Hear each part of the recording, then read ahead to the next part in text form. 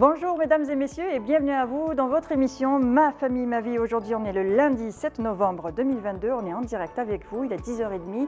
Nous sommes ensemble pour une heure de temps de direct et vous pouvez même participer à l'émission en nous appelant au 021 23 98 91. Le numéro va s'afficher 021 23 98 91 pour justement participer au débat ou nous poser des questions selon le thème qu'on va aborder. Et justement le thème du jour est le suivant. Entre voisins, restons courtois. Pas toujours évident. Il ne fait pas partie de notre famille, mais il est proche de nous. Nous vivons près de lui, nous le côtoyons au quotidien et en tant que musulmans, nous devons être des voisins, attentifs, bienveillants et aimants. Alors comment bien voisiner? On en parle aujourd'hui avec nos invités. Alors j'ai le plaisir et l'honneur de recevoir Monsieur Ahmed Garriguehsen, vous êtes chercheur au CRAC. Bonjour et merci d'avoir accepté notre invitation. Merci pour l'invitation. Merci. À votre côté, Monsieur, plutôt maître, Chouq Ibn Arbia, vous êtes avocat. Bonjour et merci d'avoir accepté notre invitation. Merci à vous, merci. Et de l'autre côté, on a les chroniqueuses. On a d'abord Wahida Salem Sherif, bonjour. Bonjour Mounia. Et à tes côtés, Samira Hadjabar. Bonjour. Ça va? Ça va. Vous allez bien, les filles? Ça va, Alhamdoulilah, alhamdoulilah. Alors, nous devons prendre soin et aimer ceux qui nous entourent dans le monde. Respecter le voisin est un devoir pour les musulmans, n'est-ce pas, M. Garriguehsen? Exactement. Bien sûr, le voisin, c'est ce qu'il y a de plus proche de nous. C'est en général, quand la famille est absente, on se dirige directement chez le voisin, on a des problèmes, c'est le voisin. C'est comme ça qu'on a été éduqué, c'est comme ça qu'on s'est habitué. Et c'est notre culture. Et notre culture, la culture algérienne, elle dérive directement de la culture islamique. C'est une connaissance et un savoir qui est devenu culture parce qu'on s'est habitué, on ne sait même pas d'où ça vient. On voit juste les gens, comment ils se comportent, les vieilles, comment ils se comportaient. Et quand on va aux sources, on trouve directement que c'est vraiment les préceptes de l'islam, parce que le jar a été cité dans le Coran. Oui. Donc, quand Allah Ta'ala il cite, il demande d'être bien élevé, de bien faire et de bien se comporter avec ses parents, les proches, puis il décline sur les voisins, parce que c'est important. Et quand Rasul sallam dit que j'ai été tellement rappelé par Jibril alayhi salam et informé il insistait tellement sur le jar qu'à un certain moment je me suis dit qu'il va peut-être il va être cité dans l'héritage. Oui. Donc c'est tellement important le voisin et pour nous c'est devenu une culture comme ça. Le voisin, on le voit au début, donc quand on est tout petit, on apprend à dire bonjour. Et c'est le précepte de l'islam, parce que Rasul sallam, man yu'min billahi falyufshi salam. Oui. Donc il y a plein de préceptes comme ça, on les vit. Maintenant, bien sûr, la vie a un peu changé, Oui. donc il y a les réseaux sociaux, on devient plus égoïste parce que notre niveau financier s'est un peu amélioré, donc bien sûr, on devient un peu plus radin, donc on partage moins. D'où les problèmes. Les voisins ne se connaissent plus comme avant. Exactement. Il y a eu un changement Il y a eu un changement, des exactement. mobilités. Oui, Tout a évolué aussi parce qu'avant, il n'y avait pas, par exemple, un petit exemple, il n'y avait pas les grandes cités, par exemple les cités que ce soit l'ADL ou les... Alger, pour Alger, voilà. c'était pas aussi surpeuplé. Donc dans ces vieilles cités, dans ces nouvelles cités justement, on se retrouve justement tous placés ici sans être voisins d'origine. On est tous un peu tirés de notre voisinage où on était à la base. On se retrouve dans ces cités où tout le monde se protège un petit peu. Sous la réserve. En retrait un Voilà, petit peu, voilà. oui. En retrait parce qu'on ne connaît pas ce voisin avec qui on n'a pas vraiment grandi, on n'a pas vu, donc on a Oui, peur de mais cette personne. laissons du temps au temps, parce que ça, Oui. c'est l'effet du temps, puis on va se côtoyer un jour ou l'autre, on va se croiser dans les escaliers, dans le palier, on va se dire bonjour, et puis il y a des affinités qui se créent, on ne va pas être amis avec tout le monde, mais on est voisins avec tout le monde, on n'a pas Oui. le choix. Surtout que la première des choses, c'est qu'il faut se comporter tel qu'on aimerait que les gens se comportent avec nous.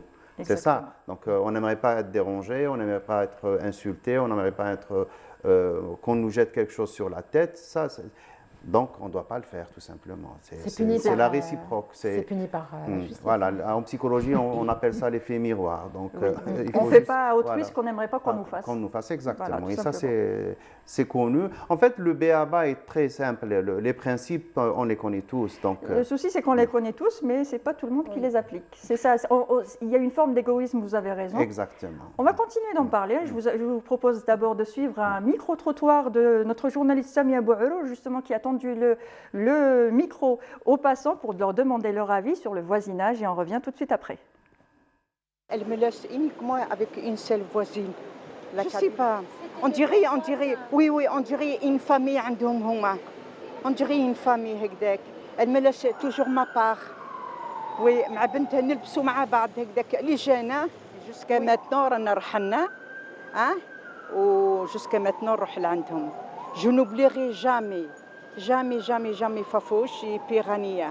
Le voisinage تاع بكري وتاع دوكا ما كاش راحوا كي يروحوا لي زونسيان ميم كومبورتمون تاع الجيران هادو النوفو مالو في كلش بكري كانت الجار يدخل عنده يطيبوا مرميطه وحده يعني يدخل دوكا الفوازيناج تخلي له الدار يسرق زمان كانت لومبيونس بيان كانت طري بيان لومبيونس ولا خلاص دوكا الدنيا تبدلت كل واحد عايش حياته وكل واحد سيدها مازال اونسيان فوازان الكري تاعهم عندي قال لي ما ندير فيه حتى واحد راهو عايش لهيه البارتمان راهي هنايا انا اللي راني نسكن في كلش.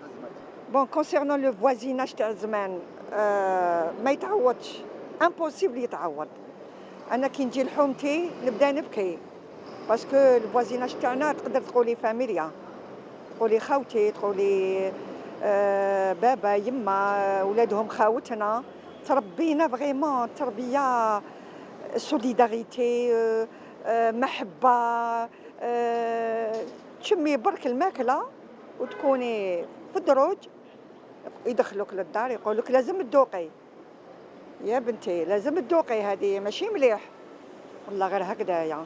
سي بون كنا في باتيمون عندي ليكسبيريونس انا انت لحقنا لاباكار انا قلت لكم مسلم انا سمحتي حقي معليش خليها تسيل عليا عندها كما يقولوا لاكوت وختمتها لروحي انا رحت لدارو انا مسلم خالص. ربونا موالينا والجيران اللي تربينا معاهم ربوا فينا هذاك الوازع نتاع العلاقه اكزاكتومون تاع لي فالور تاع العلاقه بين الجار والجار محبه الجار مساعده الجار هذه القيم موجوده. واش يقولك بكري قال لك قبل ما تشري الدار اشري الجار. Comme le match chez le Djal, c'est vrai. Et puis, on a remarqué, tout le monde disait la même chose. Men, c'était autrement. Les voisins d'avant, ce n'est pas les voisins d'aujourd'hui, n'est-ce pas, messieurs, mesdames? Oui, bien sûr, parce que, enfin, je m'excuse, j'ai pris la Oui, parole. oui, bien sûr, monsieur Parce que, en fait, vous avez posé la question à des personnes d'un certain âge, donc c'est tout à fait normal. Après la quarantaine, on devient tous nostalgiques, on croit que... mais si vous posiez la question aux jeunes, donc leurs amis, leurs copains, c'est des voisins, c'est tout à fait normal. Il y a pas... Mais en fait, les mœurs ont changé, il y a beaucoup d'évolutions dans la société, c'est les effets aussi de la mondialisation, il y a beaucoup d'effets, donc il y a aussi... Mais par exemple, on a vu la solidarité au moment de la crise du Covid, donc on a vu que la société a réagi quand même. Mais on a l'immunité, donc on a réagi comme il se doit, plus ou moins bien sûr. Il y a toujours des problèmes. Et en fait, quand vous posez la question comme ça dans la rue, tout dépend de la personne. Si elle a une très bonne expérience avec le voisinage, donc tout est positif. Si elle a une mauvaise expérience, tout est négatif. Si vous allez consulter des psychologues, tout le monde a un angle de vision qui est différent de l'autre. Donc c'est tout à fait normal. Mais en général, alhamdoulilah, mazal al-khair. Donc, Bekri, enfin, ce qui est maintenant perdu, الجيران سوفري دونك ميم وحده دير كسره ولا سورتو يقول لك خبزه سخونه c'était il faut la partager tout de suite du couscous ou là et on avait du plaisir au partage, donc on avait beaucoup de plaisir au partage. Exactement, on avait il y a des expériences qu'on a vécues, mais maintenant inchallah ça va revenir inchallah de toute façon. Et vous, Maître Chokri? Moi je pense que c'est une question aussi, c'est une question d'éducation et de respect, ainsi que le respect des libertés. Donc la liberté de nous, de moi, ma liberté s'arrête où commence celle de l'autre. Donc, je pense que le rôle de l'école aussi et le rôle des mosquées, il faut qu'il intervienne de plus en plus dans la société, afin que le voisinage, le citoyen, revient à des mœurs beaucoup plus civiques et respectables, tout à fait.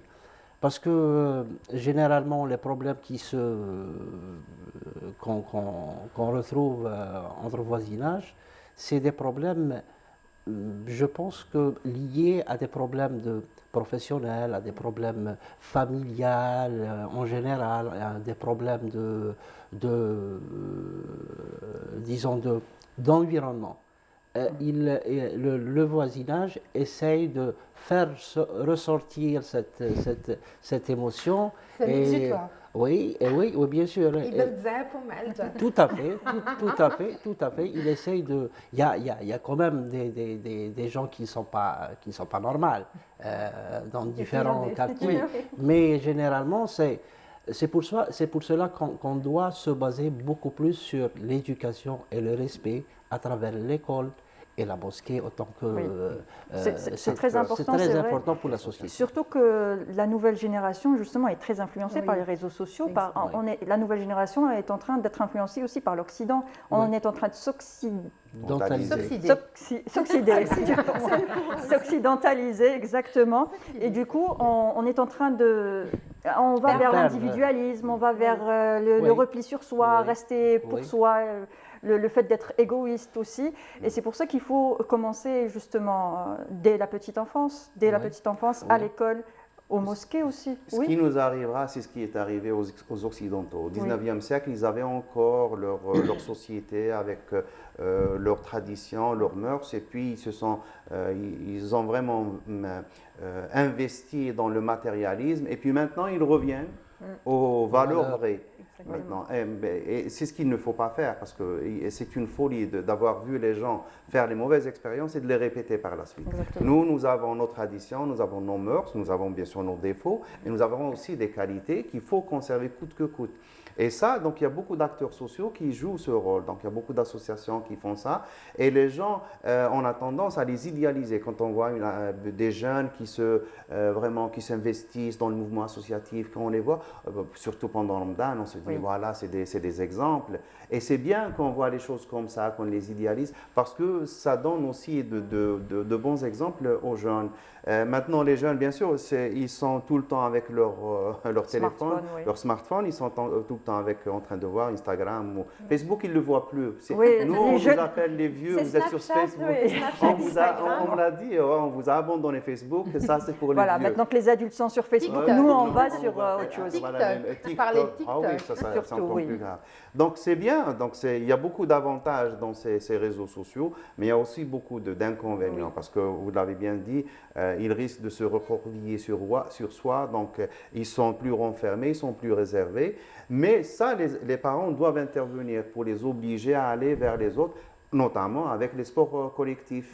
Donc il faut qu'ils les obligent à faire, notamment en les obligeant, surtout les garçons, à aller à la mosquée, à apprendre le Coran, à avoir des activités, côtoyer les autres. Pendant ces moments, quand il fait du sport, il est dans le judo, il est dans le handball, il ne peut pas utiliser son smartphone parce qu'il risque de recevoir des coups. Donc là, il est obligé d'abandonner. Mais il va connaître les gens. Vous vous rappelez peut-être avant, les parents, ce qu'ils faisaient pour essayer de contrôler leurs enfants quand ils sont tout petits, ils disent à l'enfant, la fille, tiens, tel jour tu ramènes tes copines, je vais vous faire un café ou un couscous. Les garçons aussi, c'est pour voir, pour contrôler, pour essayer avec qui sont ses amis.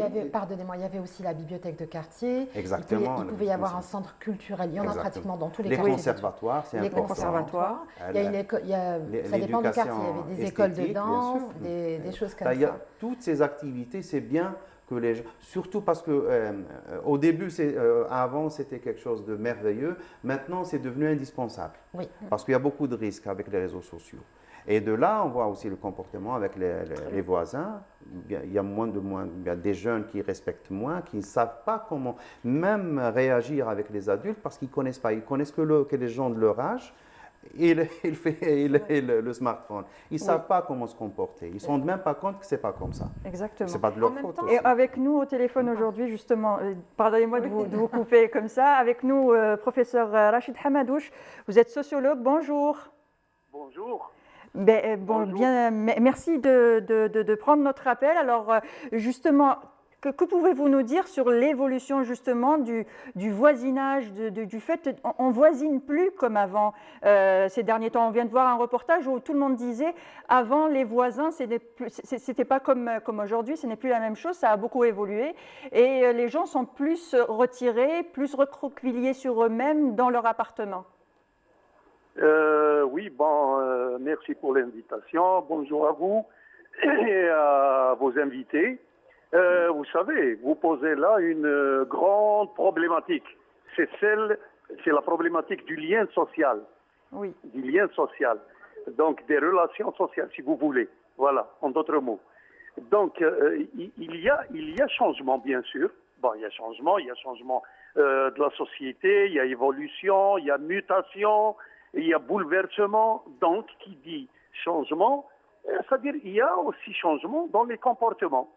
Sauf que, pour dire que les gens se sont recroquevillés sur eux-mêmes, ou bien il n'y a pas de promiscuité, ou bien... Non, il y a un changement voulu et il y a un changement imposé, comme on dit. Donc, par exemple, maintenant, je ne sais pas comment vous avez posé la problématique, mais je vais vous dire une chose. Par exemple, prenons les nouvelles cités. ADL, les nouvelles cités, Hadou. Oui. Donc, il y a eu quand les gens, oui. quand il y a eu donc ils ont fait ce que j'appelle un truc administratif. Hein? Il n'a pas été bien réfléchi, étudié. Comment vous prenez toute une cité, vous cassez les liens sociaux qu'on a construits pendant 30, 40, 50 ans, vous les dispatchez sur 2 ou 3 cités, nouvelles cités ADL. Alors, les gens, comment ils vont se retrouver? Ils vont devenir des gens ils vont se anonymes. retrouver avec des étrangers, ils n'ont pas grandi ensemble, quoi. Oui. Voilà, ils vont se retrouver ce qu'on appelle des gens comme ça, des personnes anonymes. Ils deviennent anonymes. Donc, ça déjà, ça ne va pas encourager les gens à tisser de nouveaux liens ou à connaître les gens. Donc, qu'est-ce qui se passe? Si vous vous rappelez, juste après, justement, il y a une dizaine d'années ou là, à ce qu'on appelait la guerre des gangs. Oui. قال انا نجيب حومتي اصحاب لا كاسبه هذا يقول لك صحاب الحراش هذا يقول كذا on s'est retrouvé c'est-à-dire face à des incivilités et tout. C'est vrai que ça a complètement changé. Là, on parle des côtés cités et tout ça, mais côté aussi maison, il y a aussi des quartiers où il y a des maisons, des villas et tout ça. Donc, où les voisins aussi, la mentalité, on va dire, a changé aussi dans ces endroits-là. Est-ce que c'est dû à la mondialisation? Est-ce que c'est dû au fait que le monde a évolué? Donc, même dans ces quartiers-là, la mentalité a changé. Non, c'est ça. C'est-à-dire, je ne sais pas, il ne faut pas se précipiter et dire que les mentalités ont changé. Vous savez, c'est le monde qui a changé. Il y a mondialisation même dans ce genre dans les comportements des gens, les gens comment il y a aussi ce problème d'éthique avec les nouvelles technologies de l'information et de la communication. Et ça y est, les gens, ils n'ont plus... c'est-à-dire qu'un seul repère, ils ont des repères, ils n'ont plus un seul référent, ils ont des référents. Donc tout a changé sur le plan, que ce soit des référents, sur le plan des perceptions des gens. Donc tout a changé, et bien sûr il y a évolution. Et quand on dit changement, c'est pas dans le mauvais sens seulement. Très bien, merci professeur Hamadouche. On va essayer de trouver des solutions justement à tous ces changements, essayer de trouver des solutions pour essayer d'aider justement tout le monde pour faire du bon voisinage, tout simplement savoir voisiner, c'est pas toujours évident. Merci encore professeur Rachid Hamadouche, vous êtes sociologue, vous étiez avec nous au téléphone. Donc oui, les mentalités ont changé, tout a évolué, le monde a évolué et nos relations avec nos voisins ont évolué aussi, n'est-ce pas, maître?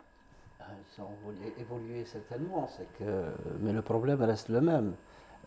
Si on prend le problème de voisinage, il existait bien avant. Oui. C'est pas forcément lié aux cités, c'est ce que je veux dire. D'accord. Vous avez parlé d'autres quartiers, de villas ou de quartiers. Il y a des problèmes là aussi. Hein. Il y a toujours des problèmes dans le voisinage. Donc le problème, c'est le problème de la personne, c'est l'éducation de la personne. Ce n'est pas la question de construction ou de cité.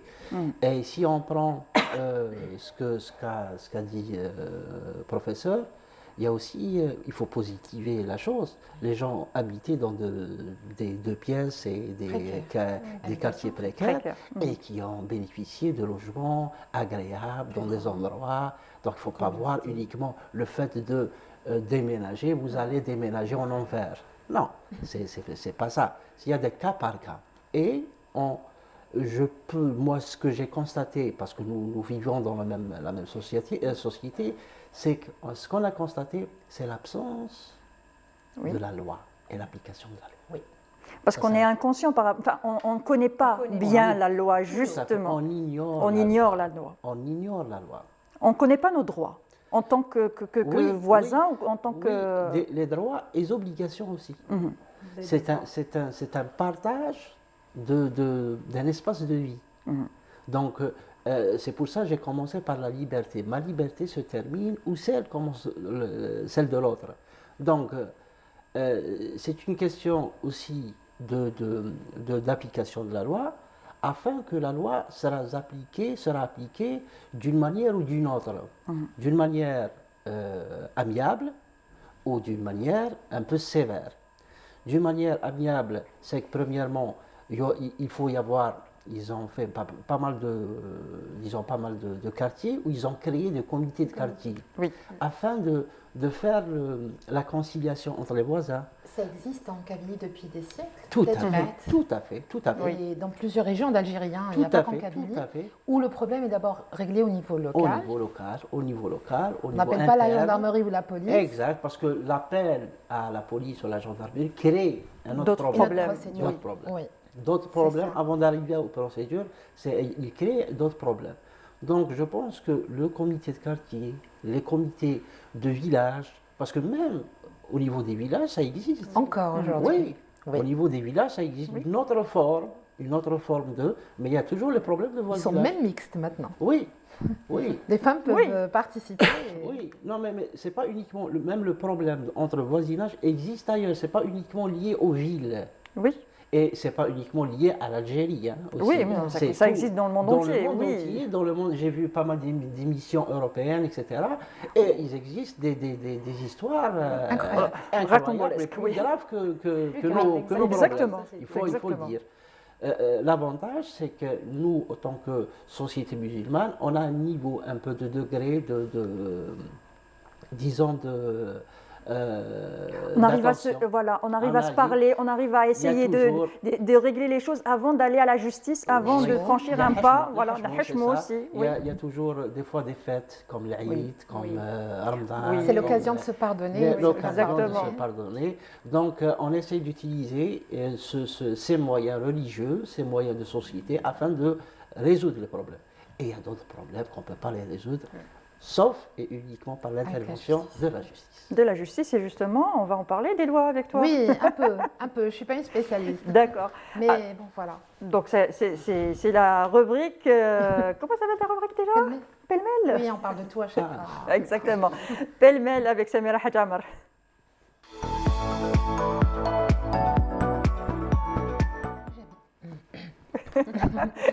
Alors, je vais reprendre un peu une phrase que vous avez dit tout à l'heure, Monsieur Kelkahsen. On peut choisir ses amis, mais on ne peut pas choisir sa famille, et encore moins ses voisins. Vous l'avez dit un peu tout à l'heure. Un peu, c'est connu. Avec beaucoup de chance, ils peuvent s'avérer très sympathiques et parfois plus proches que la famille, puisqu'en cas de souci, ça aussi vous l'avez dit, ils sont les premiers à intervenir, notamment en cas d'urgence médicale. On fait toujours appel à son voisin. La famille, le fils, la fille, elle est loin. Et en cas de décès aussi, c'est les premiers à ouvrir leurs portes pour prêter leur... Mais jusqu'à aujourd'hui, nous l'avons vécu récemment, personnellement. Et franchement, c'est beaucoup de solidarité. Voilà. Cependant, et dans le cas contraire, un ou une voisine peut du jour au lendemain devenir un véritable cauchemar. Et parfois, un acte anodin peut prendre une dimension anormale, c'est-à-dire une place de parking ou stationner devant la porte du voisin, le gêner. Alors, une étude menée il y a quelques années par le ministère de la Justice a révélé que 50% des procès traités devant la justice, plus de 50, sont des conflits de voisinage. Vous êtes d'accord? Il y en a beaucoup. Il y en a beaucoup, mais je pense qu'ils ont un peu exagéré les choses. En tout cas, c'était il y a quelques années, donc j'imagine que maintenant... Je pense que c'est beaucoup, mais... C'est une étude, en tout cas, celle du ministère de la Justice en Algérie. Véritable phénomène de société, ses conséquences peuvent s'avérer très néfastes pour la santé de celui qui subit l'autre, causant irritabilité, insomnie, par conséquent dépression, quand ce n'est pas des problèmes auditifs, pouvant aller jusqu'à la surdité. Et c'est là où l'État intervient. Concrètement, avec une balise juridique, c'est une loi. Moi, je ne savais pas qu'elle existait, mais oui, elle existe. Elle réglemente l'émission du bruit. Oui. Numéro 93, 184. Vous la connaissez? Oui. Ben là, vous pouvez détailler plus que moi. Moi, j'ai écrit un truc, je vous dis, pour les décibels. Oui, c'est ça. C'est pour ça que je vous ai dit tout à l'heure. Je rappelle juste que pour l'être humain, pour n'importe qui, le maximum du volume des décibels, c'est 85. Mais la loi, elle réglemente vous la connaissez? Oui, la loi, comme par hasard, on a fait la même chose. Tout à fait. On ne s'est pas parlé, on s'est connus aujourd'hui. Tout à fait. C'est un décret exécutif numéro 93-184 réglementant l'émission des bruits. Oui. Donc l'article 2 et 3, tout à fait, il parle de 70 au maximum décibels. Voilà, mais 70 pour la journée, c'est-à-dire de 6 h du matin, il faut que les gens sachent que même en journée, ils peuvent faire appel à la justice quand ils n'arrivent pas à régler le problème à l'amiable, si ça dépasse les 70. Mais comment le mesurer, c'est les 70 décibels, justement? Allez-y. Oui. Non, allez-y, vous êtes mieux placé que moi. Non, c'est qu'il y a des institutions spécialisées. C'est des bureaux d'études qui ont le matériel adéquat. C'est des ingénieurs de son. Exact. C'est des ingénieurs de son qui ont le matériel adéquat afin de déterminer le décibel du bruit. Il y a même des applications aussi. Oui, tout à fait. Donc l'émission ou la production du bruit, du son. Oui. De la nuisance. De la nuisance. Alors, en gros, dans les lieux, je vais résumer, les lieux d'habitation, dans les voies et les lieux publics ou dans la sphère privée, c'est-à-dire les quartiers, le volume sonore ne doit pas dépasser 70 décibels de 6 h du matin à 22 h et 45, c'est-à-dire la moitié, décibels de 22 h à 6 h du matin. La loi limite également aussi, et c'est important, à 45, c'est-à-dire 2 fois moins, dans les lieux de détente et près des hôpitaux. Parce que de 6 h du matin à 22 h et 40 décibels dans ces lieux, c'est-à-dire hôpitaux, là où il y a les gens, là où les gens se détendent, exactement, les maisons de retraite, là où les gens doivent se détendre. Je rappelle au passage que c'est 90 décibels pour l'être humain pour qu'il ne fasse pas un choc sonore, sa surdité. Alors, trop de décibels, il y a des problèmes auditifs, elle réduit, et à un moment, la personne peut perdre même l'audition quand c'est un bruit répété, inlassablement. Voilà.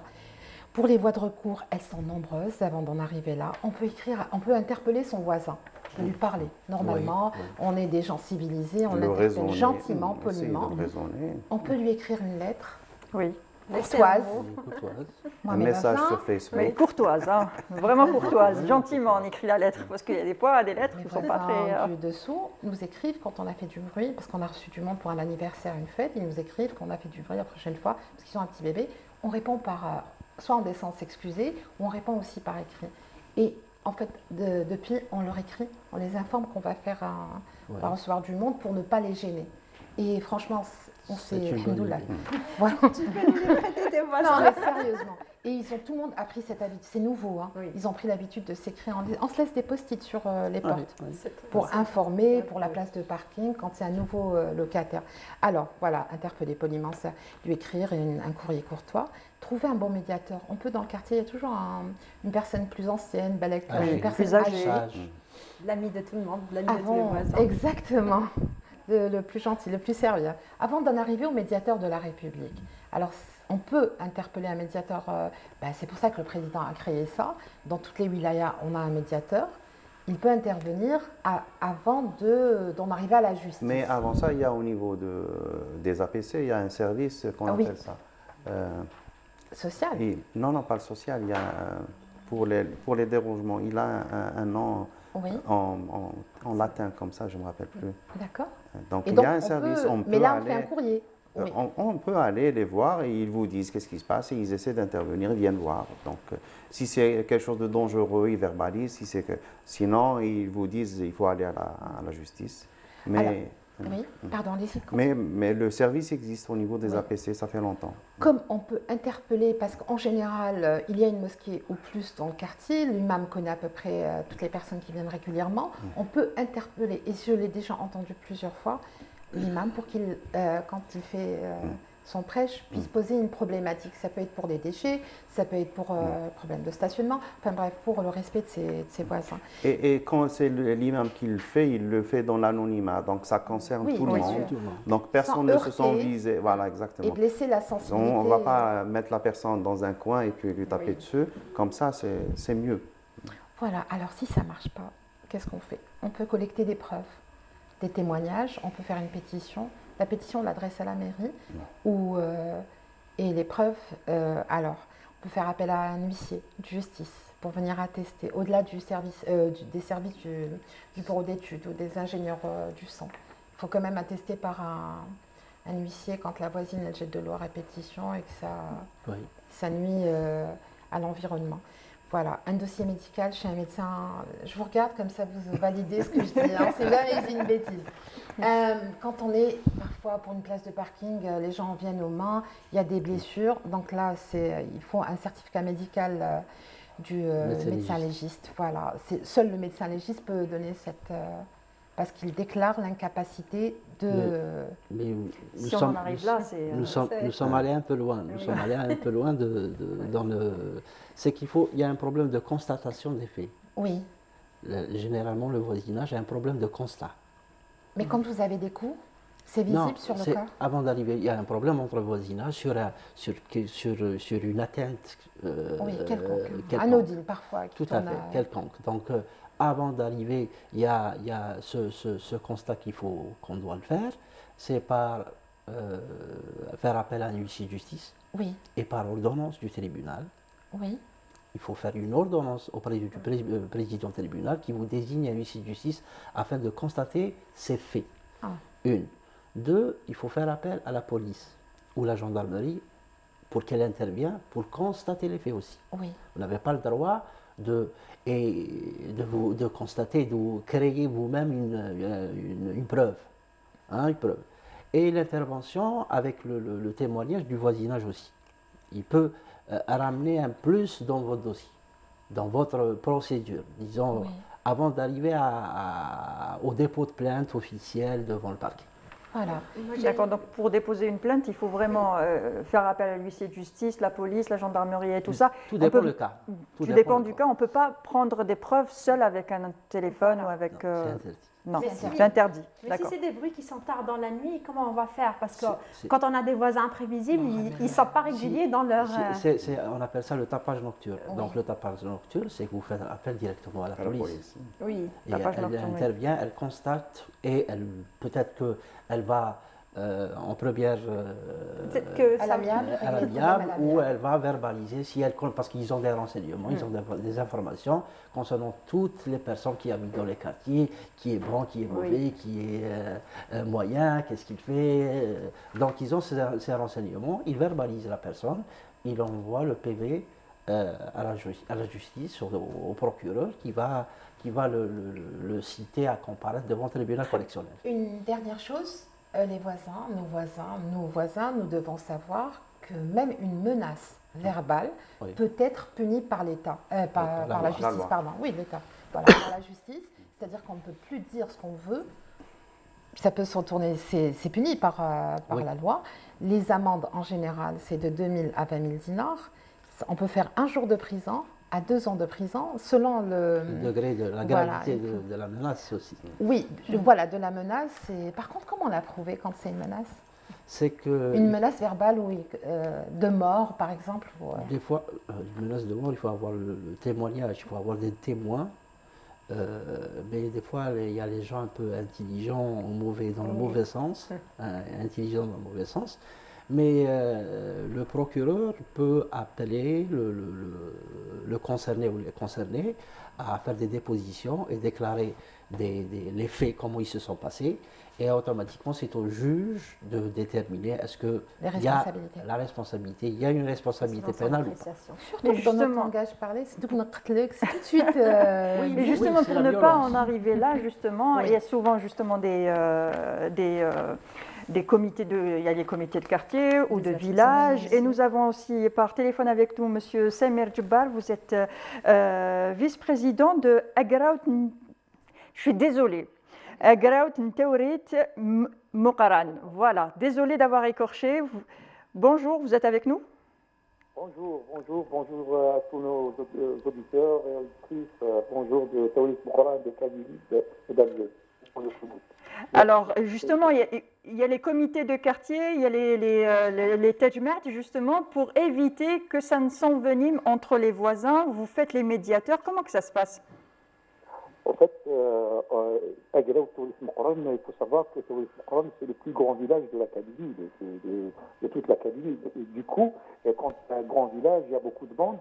Et nous, on est là, Agraout, c'est-à-dire, on reçoit des requêtes, on reçoit des plaintes de nos concitoyens. Après, on essaie d'intervenir pour régler les différends entre citoyens. C'est pour éviter, en fait, aux gens d'aller aux tribunaux. Et en fait, on essaie de désengorger un petit peu le travail du tribunal, parce que quand même, c'est rempli de plaintes. Et on essaie de régler ça à l'amiable, d'une manière équitable. Et comme il y a beaucoup de différents, beaucoup de conflits entre voisins, entre conjoints, alors là, nous, on intervient grâce à ce qu'on appelle, en fait, l'ancien, ce qu'on appelle la naya. Les gens, ils respectent la naya du village. Les gens, ils respectent tout ce que le comité, comment le comité intervient pour régler ce genre de différends, ce genre de problèmes.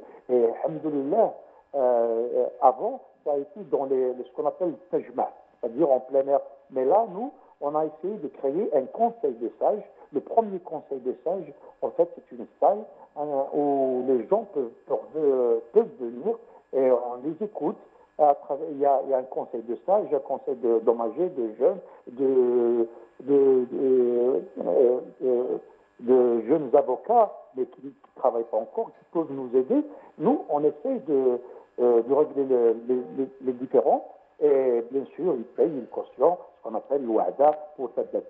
Et alhamdoulilah, jusqu'à présent, on n'a pas eu, ça va faire 2 ans, on n'a pas eu aucune plainte déposée au niveau des tribunaux. Tous les problèmes sont réglés au niveau du village. Eh ben, très bien, très très bien. Donc votre conseil règle les problèmes à l'amiable. Sans qu'il y ait justement sans qu'on fasse appel à la justice. En tout cas, comme ça, c'est très bien. Et merci encore pour votre témoignage, Monsieur Samir Djebbar. Merci encore. Donc voilà, c'est moins de dépenses pour la justice. Exactement. Ça aide moins encombré. Oui.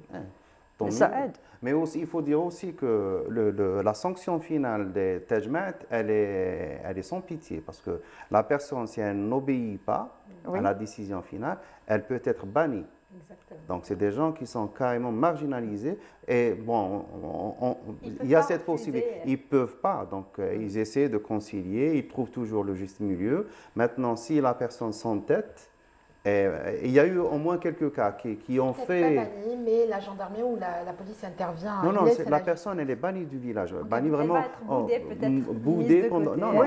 il y a un cas que je connais, on m'a raconté l'histoire dans un village. Donc, c'est une famille qui a été carrément marginalisée pendant... Jusqu'à la fin de la vie du monsieur qui...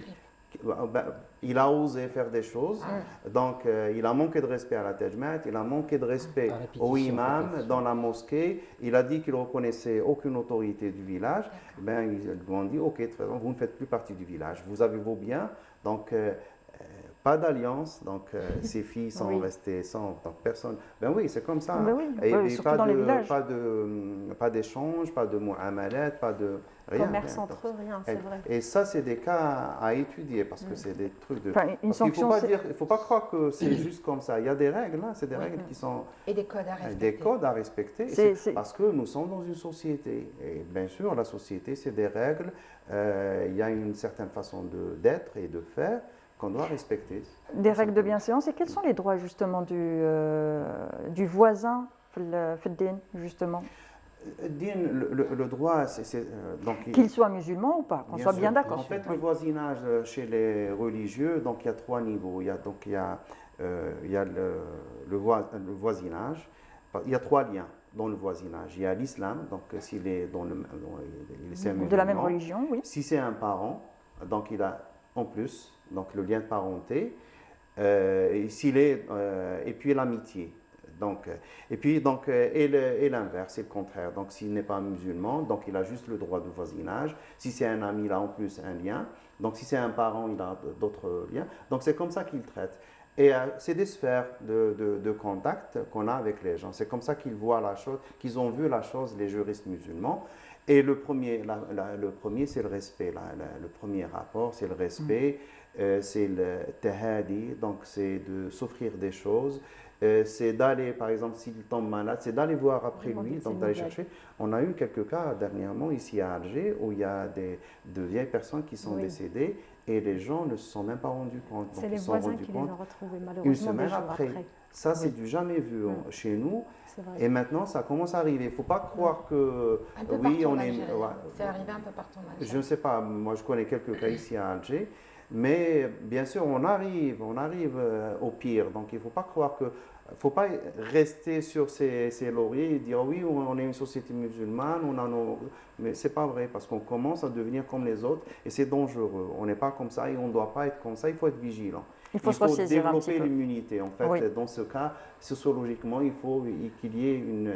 Peut-être que le métier d'assistante sociale. C'est un métier qui est en voie de disparition de toute façon. Avant, il y avait l'assistante sociale, on pouvait. Maintenant, c'est un métier qui est un peu qui est en Avant l'assistance sociale, il y avait déjà la voisine. Quand la voisine venait vous voir l'après-midi, donc elle ramène avec elle 1 kilo de sucre, un sachet, un sac de lait et un paquet de café pour passer l'après-midi. Exactement. Personne ne s'en offusquait. Maintenant, oui, mais pourquoi tu n'as pas appelé? Vous devez téléphoner maintenant. Mais on doit prévenir. Ça permettait de visiter les gens, voir les vieux, qu'est-ce qui se passait. S'il y a un problème, elle va tout de suite informer tout le voisinage. On a telle voisine qui est dans le besoin, il y a tout le monde qui vient. Et ça tissait des liens. Il y avait toujours ces. Maintenant, si on casse ces procédures, donc on va se retrouver à la justice. Exactement. Et c'est important.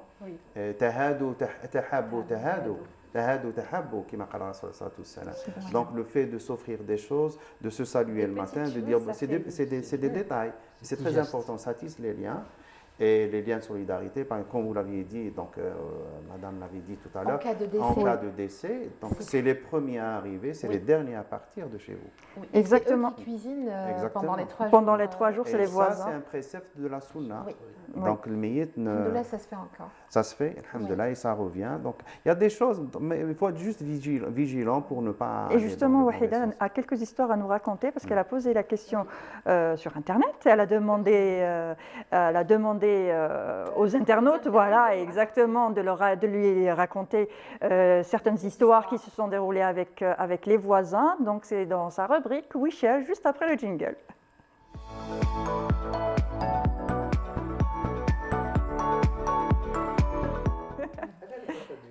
Alors, il y a, il y a quelques jours, en préparant l'émission, je me dis pourquoi pas poser la question aux internautes et voir, connaître un peu leur petite histoire de voisins. On a tous des petites histoires à raconter.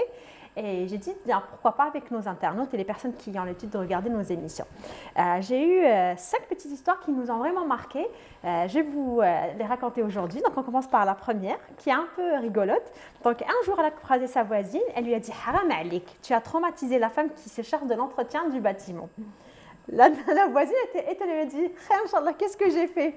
Bah oui, parce qu'on croise notre voisine, on se dit, c'est bon, j'ai dû faire quelque chose de grave. Voilà, très grave. À votre avis, qu'est-ce qu'elle a dû faire? Ça devait être... Aucune idée. Elle n'a pas payé la voisine.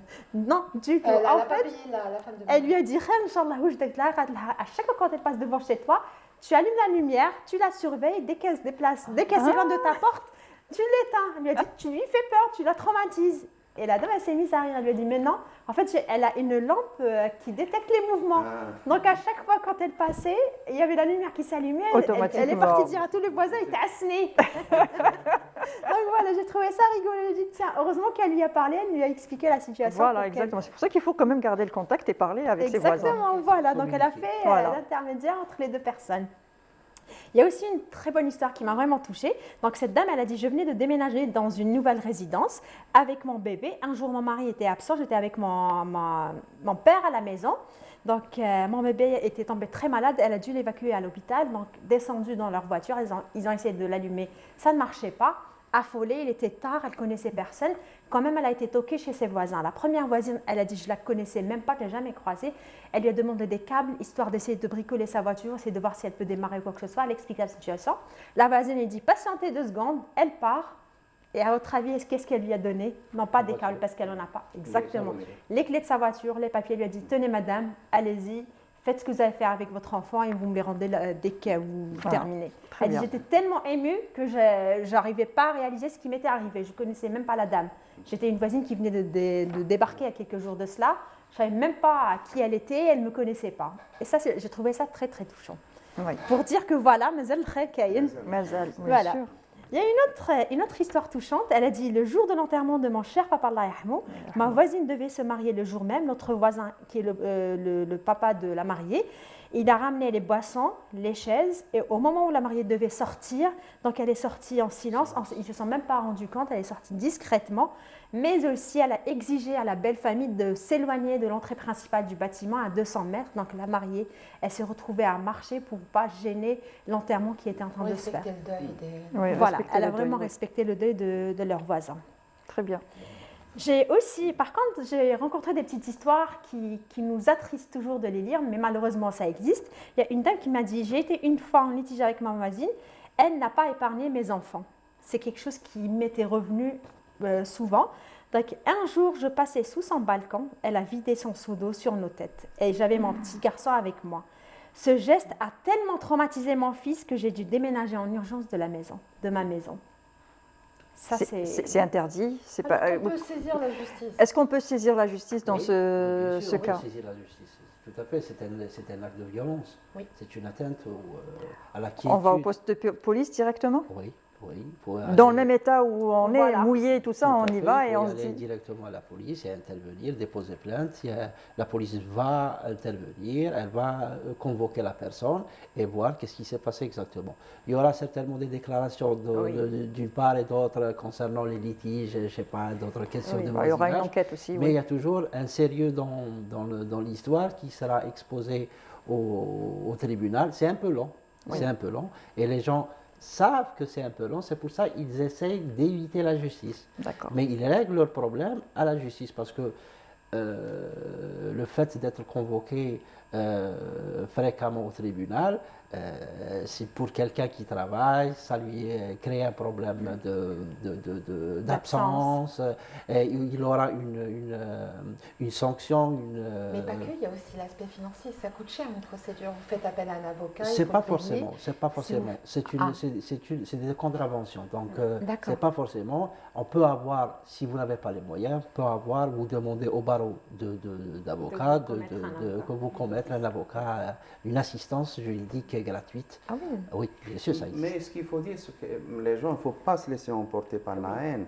Des fois, on a des idées comme ça, on se fait des idées, on a des impressions, on se dit, on monte tout un scénario, mais en fin de compte, c'était juste notre imagination. Oui. Parce qu'il suffit juste de briser la glace et d'aller voir la personne ou là, mais de communiquer, de voir que la personne, ce n'est pas le monstre qu'on imagine, parce que ça se passe dans la tête des gens. Et on se laisse emporter par la haine, et des fois, on est mené à faire des actions qu'on regrette à la fin. Et puis, mêler les enfants à nos histoires, aux histoires d'adultes, c'est ce qui m'a touchée dans cette histoire. Je dis, tiens, je vais voir ce que nos invités vont penser de la situation, parce que qu'elle a dû souvent... se faire tout un film dans sa tête. Elle m'a dit, elle va me faire ceci, Exactement. donc je lui fais...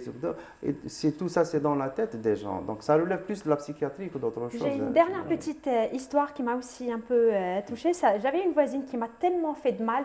Elle a commencé sa phrase comme ça, qui m'a tellement fait de mal. Donc, à savoir ce qu'elle a pu lui faire avant, au point où un jour, elle a mis des rats morts devant ma porte. À cause de ses agissements, j'ai dû quitter ma maison en catastrophe. C'est un cas de psychiatrie.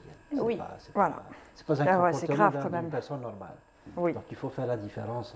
Si on parle disons, le comportement entre voisins, c'est vrai que c'est un problème, disons, pas quotidien, mais avec degrés. Il y a un problème de stationnement, il y a un problème de travaux, il y a un problème d'utilisation d'engins, il y a un problème de musique. Pas forcément, il y a un problème de seau d'eau. Des fois, on est épié aussi. Oui, il y a Alors, justement, je vous pose une question. Quand c'est un chantier de l'État, par exemple, il travaille de jour comme de nuit. C'est autorisé, à condition que le volume des décibels soit respecté. Mais quand ça dépasse, et vous savez qu'un chantier, ça dure des mois et tout, donc le bruit, il est récurrent, donc quotidien, pour ne pas dire...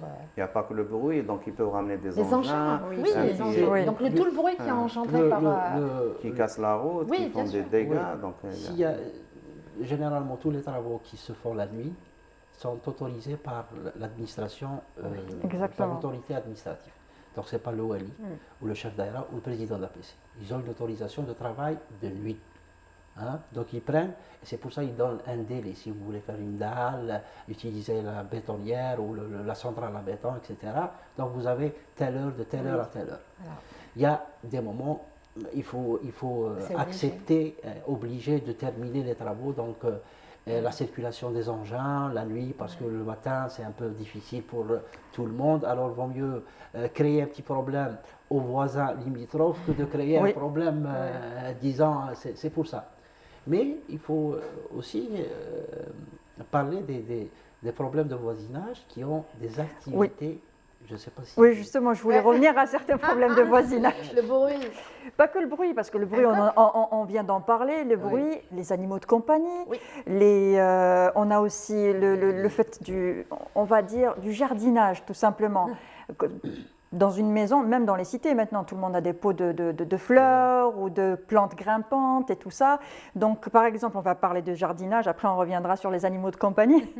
Pour les plantes, par exemple, quand on a la plante du voisin qui déborde sur notre balcon et qui gêne, est-ce qu'on a le droit de couper? Est-ce qu'on a le droit de faire quelque chose? Quand c'est une villa, une maison, et que c'est les branches du voisin, les branches de l'arbre du voisin qui sont en train de gêner notre maison.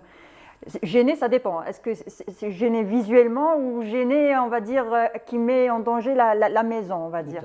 Voilà. Tout dépend le degré. Le degré, c'est ça. C'est qu'il faut être un peu logique. Donc, s'il y a des plantes qui dépassent votre mur, là, c'est une question de... Si ça tombe sur la fenêtre et que je ne peux plus ouvrir les volets. Exactement, ça c'est autre chose. C'est qu'il faut, vous avez le droit. Et si vous devriez jusqu'à aller couper cet arbre... couper l'arbre, non, couper la branche. Non, donc couper l'arbre. Donc ça, ce n'est pas de votre ressort. Il faut demander une autorisation à faire ça. Est-ce qu'il y a un service compétent dans la mairie, aux APC? C'est la protection civile qui intervient aussi. Il y a tout un service qui doit intervenir afin de couper cet arbre.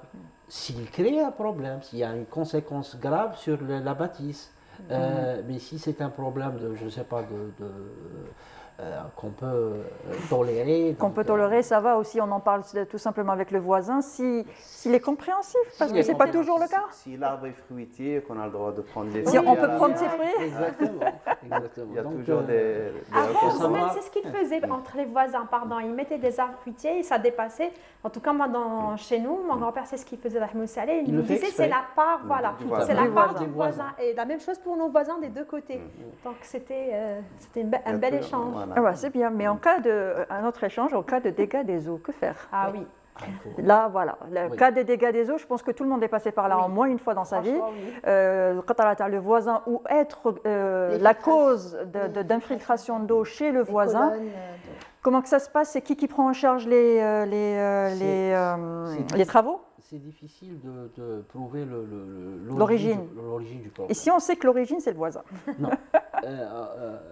Il faut déterminer est-ce que c'est lui l'origine du problème. Si ça vient de lui, il faut le constater premièrement. Il faut le constater par un constat, avec photo, avec une expertise d'un expert de la plomberie ou de la maçonnerie qui va vous dire que réellement cette filtration est due à tel ou tel et faire une visite chez lui. Et ça, il peut être ordonné et autorisé par le tribunal. Donc, mais généralement, c'est des conflits qui peuvent être résolus qu'avec une décision judiciaire. Parce que la décision judiciaire, après expertise, elle va condamner le voisin à faire la réparation ou à rembourser la réparation. Indemniser le voisin. Et faire rentrer le propriétaire. Des fois, le voisin, il n'est pas propriétaire. Oui. C'est un locataire. Oui. Locataire, oui. Et c'est un autre cas. Oui, il essaie de faire ce qu'il veut. Exactement, et que le propriétaire, c'est lui qui va assurer et assumer le comportement du voisin. C'est vrai. D'accord. Et autre chose, quand l'État est propriétaire, tel que l'OPGI.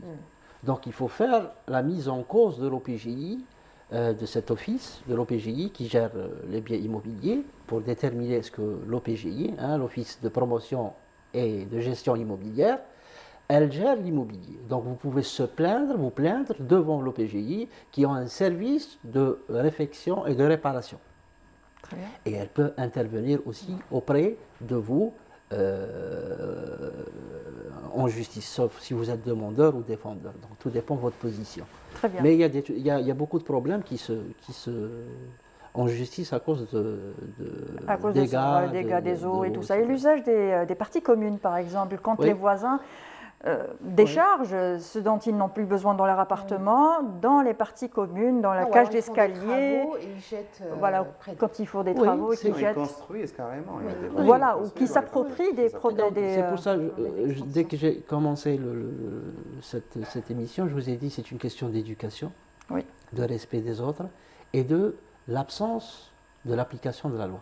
Parce que s'il y a la police d'urbanisme, premièrement, les services d'APC, les inspecteurs de services d'APC, qui interviennent, qui constatent réellement, ils interviennent. Il y a aussi l'aspect, disons pas judiciaire, mais administratif. Je vais un peu sortir du sujet, mais pas du sujet, de la question elle-même. C'est que le wali ou le chef d'aïra, il a l'autorité d'intervenir par arrêté. Arrêté municipal ou de wilaya. Et pour cesser ce comportement, s'il y a une construction illicite... Quelqu'un qui emmure quelqu'un, il y a un cas qui s'est passé il y a quelques années ici, le voisin a emmuré sa voisine, elle s'est levée le matin, elle a ouvert la fenêtre, elle a trouvé un mur. Tout à fait, donc là... Il y a eu les services de la DUCH. Le maire et la police pour casser ce mur. Tout à fait, sans passer par la justice. Par la justice. Donc il faut savoir nos droits, les droits du citoyen. Des fois, quand il y a des problèmes comme ça dans les quartiers, on vous demande, vous allez voir à l'APC, ils vous disent il faut que les voisins fassent une lettre qu'ils signent pour opposer les voisins, mais on leur dit, mais la loi est claire, donc la partie est commune, la partie est publique, la personne s'accapare, elle en fait un usage particulier, il n'a pas le droit de s'accaparer, mais ils aiment bien opposer les uns aux autres, même les services administratifs. Oui, beaucoup. Ils n'aiment pas bouger, donc... on ne peut pas les attaquer, je le dis clairement, donc ils n'aiment pas. C'est ça le cas. Dans pratiquement pas toutes les administrations, Mais il y a des administrations je ne sais pas, qui profitent de la situation, disons que le problème est clair, ils vous demandent des choses illogiques. Faites une pétition. Des pétitions, c'est pour des freiner un peu le process de... Très des bien. fois, pardonnez-moi, des fois ils ont Rapidement, raison. parce qu'on est à la fin de l'émission, oui. Déjà. Donc, Et pour la copropriété, On est à la fin de l'émission. La copropriété, normalement, il y a des règles Il y a de des gestion. Il y a des règles, normalement, voilà, exactement. les règles de copropriété, c'est des règles de copropriété. Ah bah, très bien, merci en tout cas pour toutes ces informations. C'était court. Une heure, c'est voilà, c'est ça. Ça passe très vite. Merci encore, messieurs. Alors, Monsieur Ahmed Greg-Hassan, Merci. chercheur au niveau du CRAC, merci d'avoir participé. Maître Chawqi Ben Arbia, vous êtes avocat. Merci encore pour votre participation. Et Samira et Wahida, merci encore. On se donne rendez-vous demain, la même heure, à 10h30. On parlera d'accidents de la circulation. Sinon, gardons ce lien précieux, celui de l'amitié, de la solidarité et du respect entre voisins. Nous avons tous à y gagner. Bonne journée, au revoir.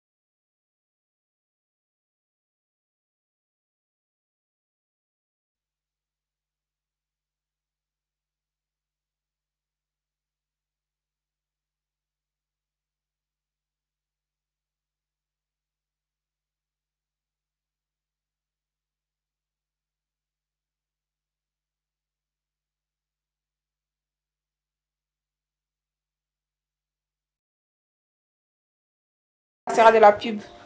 C'est vrai que toutes les deux, elles étaient observatrices, elles ont tout pris. On a essayé de tout prendre au moins. Tant mieux. Adèle et Sabrina, donc aujourd'hui, vous avez vécu aussi une expérience de partage aussi avec des étudiantes subsahariennes et elles nous ont parlé de leur pratique, de leur tradition et aussi elles ont apporté cette culture de leur pays d'origine chez vous.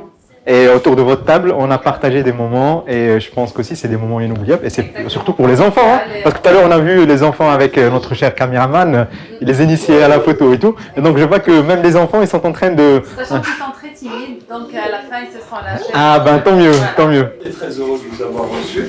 On vous recevra avec plaisir quand vous voulez. Si vous voulez demain, si vous voulez la semaine prochaine, franchement vous êtes chez vous. Nous, ça c'est la même chose. Encore une fois, bravo pour l'initiative et que ça se généralise au maximum parce que je suis sûr et certain qu'il y a plein de gens qui voudraient bien vivre la même expérience. Vraiment, vraiment, en tout cas, on vous remercie. Merci à tous. Vous nous avez fait vivre cette ambiance mais extraordinaire. Aujourd'hui, c'est l'Afrique qui est chez nos amis et vraiment, on vous remercie. Vous êtes les ambassadrices de vos pays et de toute l'Afrique. Et un dernier mot, si je vous dis El Jazair, à boire.